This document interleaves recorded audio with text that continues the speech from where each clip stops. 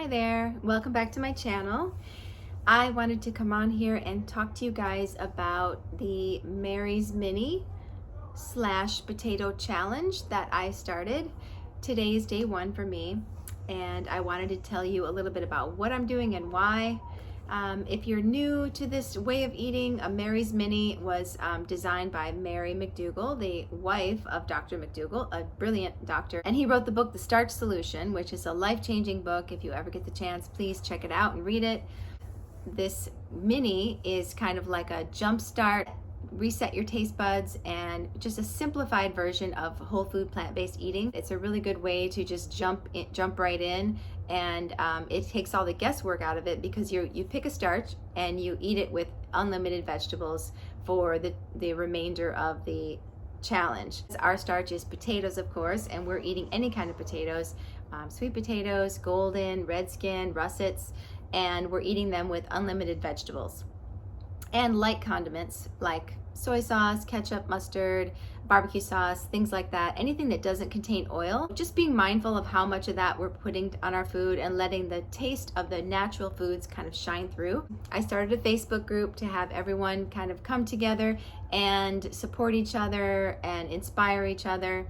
And today was day one, and we have people posting their lunches and their breakfasts and their dinners, and it's been great so far. The reason I decided to do this, because I thought it was a really good time between holidays. We're between Thanksgiving and Christmas and New Year's. For people that are coming from a standard American diet, they can do 5 days. I feel like anyone can eat potatoes and vegetables for 5 days, and you'll probably see some benefits from that. So I wanted to make it accessible to everyone. So why am I doing this? For me, it all started on Thanksgiving. I'm an ER nurse. I worked Thanksgiving and a couple days after, so I kind of skipped the holiday altogether. I wasn't able to celebrate with my family or my kids because I was working. I just resigned myself to just skip this holiday.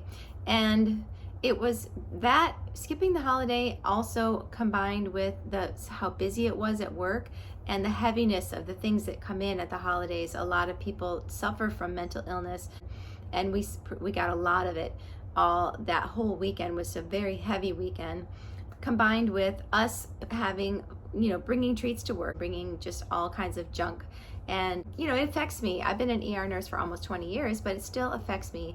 And I kind of let myself have whatever I wanted. I was just kind of like, well, it's the holidays. I'm working. Other people are at home, celebrating with their families or traveling or doing fun things. And here I am. So I'm just going to let myself have whatever I want. And that kind of cascaded into a couple of weeks of crappy eating. It's funny how when you have a few days like that and you wake up in the morning and you're not craving healthy food or going for a run, you're just craving more of that. So it kind of cascaded itself, and after a while I started to feel it. I started to feel like I'm just not living my best life. I'm not on my A game.